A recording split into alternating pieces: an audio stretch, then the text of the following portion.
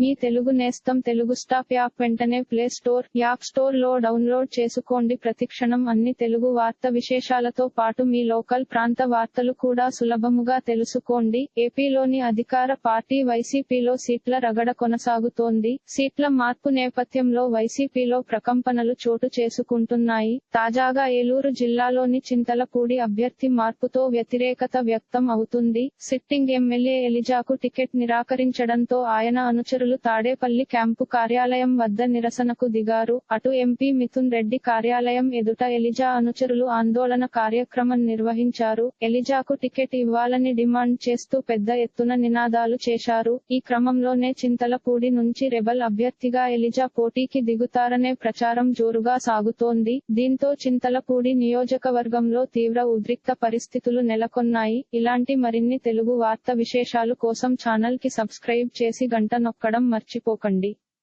ఈ వీడియోని తోటి మిత్రులకి షేర్ చేయండి. మీ అభిప్రాయాన్ని కామెంట్ లో తెలపండి.